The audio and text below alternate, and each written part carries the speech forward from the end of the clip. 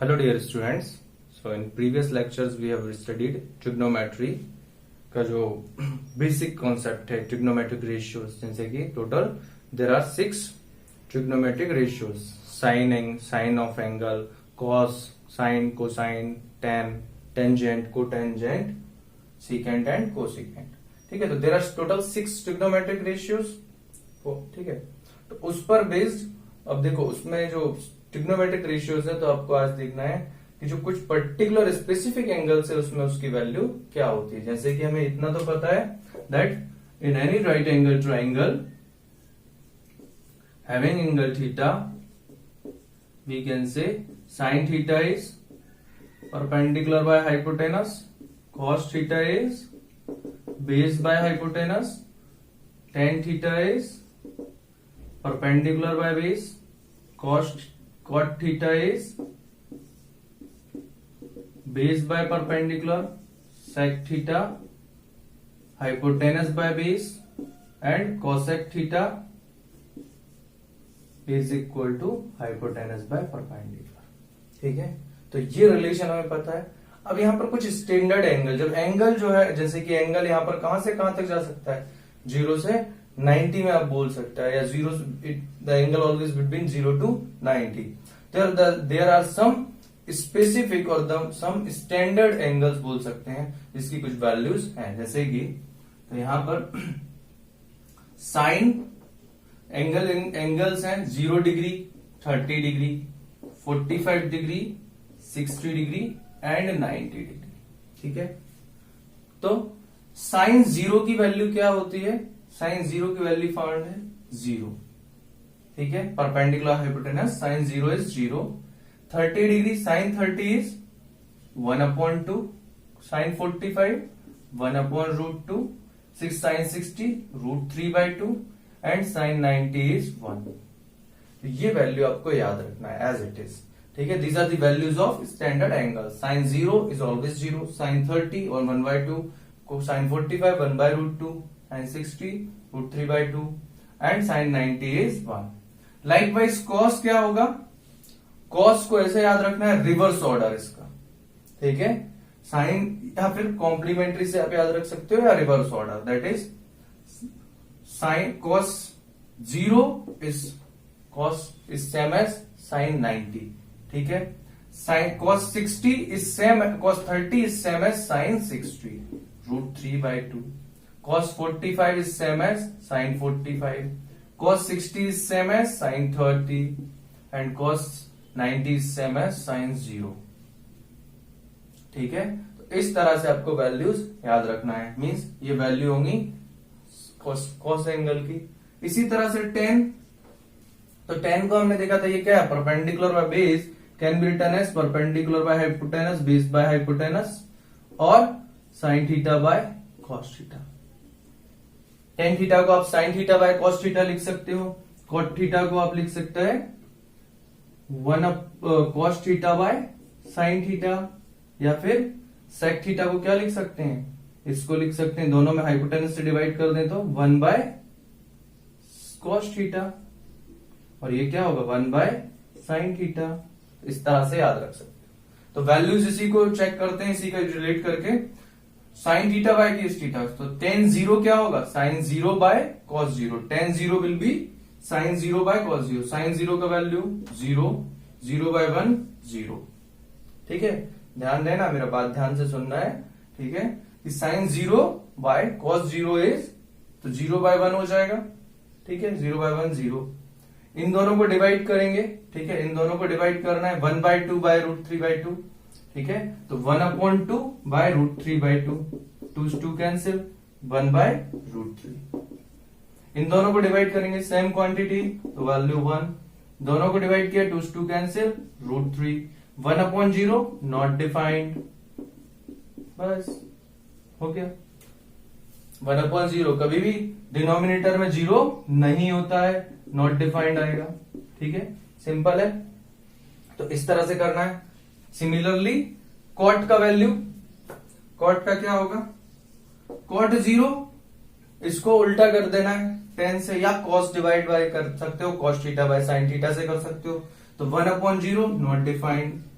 इन दोनों को डिवाइड किया, या ऐसा बोल सकते हो cot 30 is same as tan 60, that is √3 1 and that is 1 by √3 and this is 0.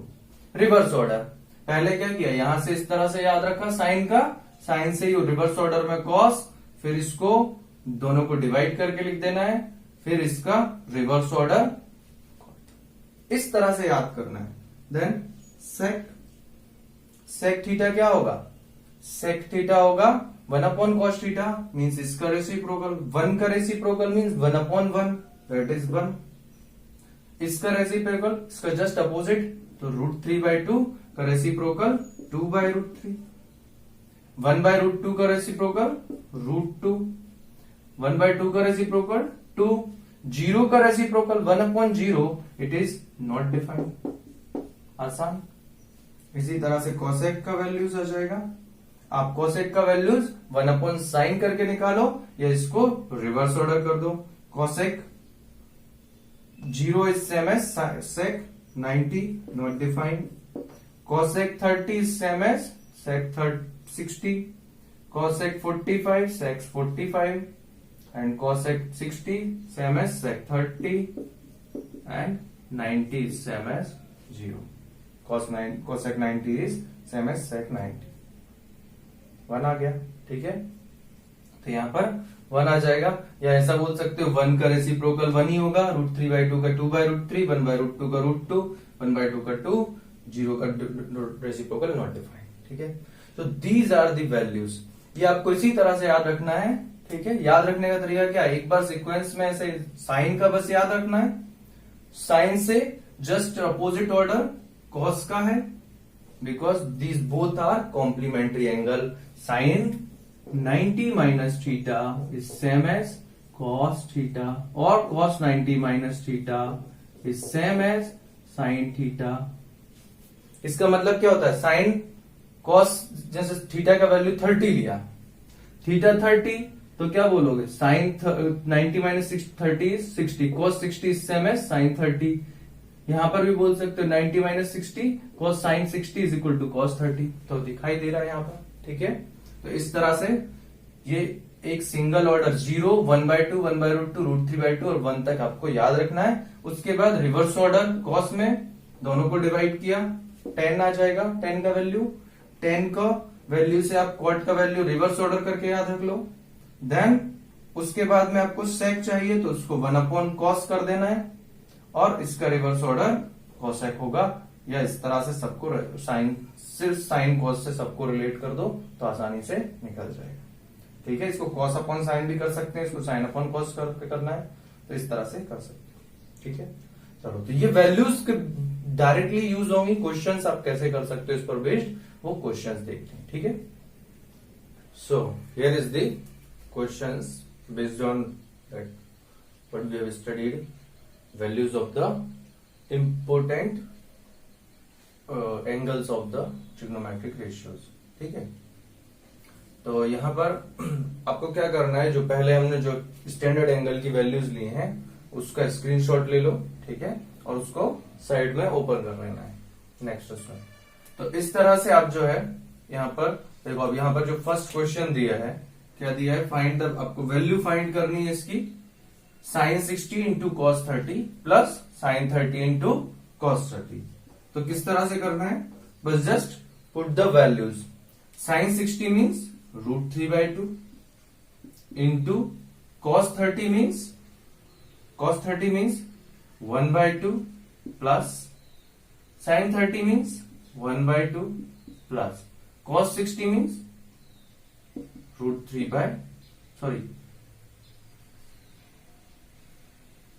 sin 60 means √3/2 and cos 30 means also √3/2 and sin 30 means 1/2, cos 60 means 1/2.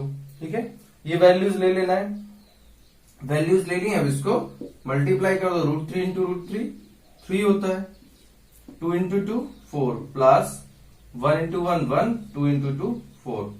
जब एलसीएम सेम हो तो न्यूमरेटर्स ऐड हो जाते हैं, 3 + 1 by 4 that is 4/4 or you can say 1. So value of this expression sine 60 into cos 30 plus sine 30 into cos 60 is 1। ठीक है, तो बहुत सिंपल से सॉल्व हो गया। चलो नेक्स्ट क्वेश्चन। नेक्स्ट क्वेश्चन दिया है आपको sine 30 plus tan 45 minus cosec 60 whole divided by sec 30 plus cos 60 plus cot 45। तो यहां भी क्या करना है, वैल्यूज रखो। इसका सॉल्यूशन वैल्यूज क्या रखना है, sine 30 means 1/2 plus tan 45 1 minus cosec 60। Cosec 60 means sine 60 का रेसिप्रोकल। साइन 60 कितना होता है, √3/2, तो कॉसेक 60 होगा 2/√3 रेसिप्रोकल। ऐसे सोचना है, इस तरह से फिर डिवाइड करना है, जो डिवाइड का साइन दिया है। देन सेक 30, अब सेक 30 मीन्स इसको सोचो cos 30 क्या होता है, cos 30 होता है √3/2, तो उसका reciprocal sec 30 that is 2/√3 plus sine plus cos 60 means 1/2, cot 45 means 1। ठीक है, तो ये वैल्यूज आ गई, इसको सॉल्व करना है। एलसीएम क्या होगा, 1 को 1/1 लिख सकते हैं, 2 1 का एलसीएम 2 और √3, तो 2√3 इज एलसीएम, होल डिवाइड 2√3, देन 2 से डिवाइड किया तो 2 कैंसिल, √3 इंटू 1 √3 प्लस 1 से डिवाइड किया तो ये 2√3 आएगा, 2√3 इंटू 1 2√3 माइनस √3 से √3 कैंसिल, माइनस 2 2 जा 4 होल डिवाइडेड बाय, यहां पर भी क्या आएगा एलसीएम 2√3, √3 से ध्यान से देखना इसको, √3 से √3 कैंसिल, 2 2 जा 4, 2 से 2 कैंसिल, √3 इंटू 1 √3, 2√3 इंटू 1 2√3। तब देखो न्यूमरेटर का डिनोमिनेटर और डिनोमिनेटर का डिनोमिनेटर सेम है, कैंसिल हो जाएगा 2√3 2√3, तो बचेगा क्या, √3 प्लस 2√3 इज 3√3। ये वैसे ही है रेशनल नंबर में, जैसे x प्लस 2x होता है तो 3x हो जाता है, वैसे √3 कॉमन लोगे तो 1 plus 2 is 3 minus 4 divide by 4 plus ये भी क्या आ जाएगा 3√3, तो 4 प्लस 3√3। तो इसको ऐसे ही छोड़ सकते हो या इसको रैशनलाइज करके सॉल्व कर सकते हो, आंसर सेम आएगा। ठीक है, चलो यहीं तक करते हैं इसको। ठीक है, नेक्स्ट क्वेश्चन देखते हैं। नेक्स्ट क्वेश्चन यही इसका आंसर है, यहां तक भी आंसर कर सकते हो और इसको रैशनलाइज करके, रैशनलाइज मींस इसको रैशनल नंबर में इसके जस्ट अपोजिट नंबर से 4 माइनस 3√3 से ऊपर नीचे मल्टीप्लाई कर दो, या 3√3 माइनस 4 से मल्टीप्लाई नीचे कर दो ऊपर नीचे, तो आ जाएगा। ठीक है, चलो नेक्स्ट क्वेश्चन देखते हैं। नेक्स्ट क्वेश्चन दिया है 5 cos square 60 plus 4 sec square 30 minus 10 square 45 by sine square 30 plus cos square 30। तो ये देखो साइन स्क्वायर 30, इसका मीनिंग है साइन 30 का होल स्क्वायर। ठीक है, यहां पर हम स्क्वायर को इस तरह से लिख देते हैं, तो ध्यान देना यहां पर क्या होगा, 5 cos स्क्वायर 60 मीन्स 5 cos 60 का होल स्क्वायर। cos 60 का वैल्यू कितना होता है 1/2, उसका whole square plus 4 sec square 30, sec square 30, sec 30 means cos 30 का वैल्यू √3/2 मीन्स उसका अपोजिट कर दो 2/√3 का होल स्क्वायर, तो 4 इंटू 2/√3 का होल स्क्वायर माइनस 10 स्क्वायर 45, 1 का स्क्वायर 1 ही होगा, देन साइन स्क्वायर 30, साइन का स्क्वायर 1/2 का whole square plus cos 30 is 1/2, उसका भी whole square, sorry cos 30 is √3/2, तो उसका स्क्वायर। ठीक है, तो ये वैल्यू याद रखना है। सिमिलरली 5 इंटू क्या होगा, 5 इंटू अभी, ठीक है लाइट नहीं था, आ गया तो अच्छा है, 5 इंटू 1/2 का होल स्क्वायर 1/4 प्लस 4 इंटू 2 का स्क्वायर 4, √3 स्क्वायर 3 माइनस 1 का square 1 divided by 1/2 square 1/4 plus √3 का स्क्वायर 3, 2 का स्क्वायर 4। तो अभी तो दिख ही रहा है कैसे हो जाएगा सॉल्व आगे। एलसीएम ले लो 4, तो ये आ जाएगा 5 इंटू 1 5 प्लस यहां एलसीएम कितना होगा 4, एलसीएम होगा 4 इंटू 3 12, तो यहां पर 4 से 4 कैंसिल, 3 इंटू 5 15 प्लस 3 4 जब 4 से 4 कैंसिल, 4 4 जा 16, 16 4 जा 64 माइनस 4 3 जा 12 12 डिवाइडेड बाय, यहां तो सीधा दिख ही रहा है 4 1 प्लस 3 4, तो ये तो 1 ही हो जाना है, तो इसको छोड़ ही दो।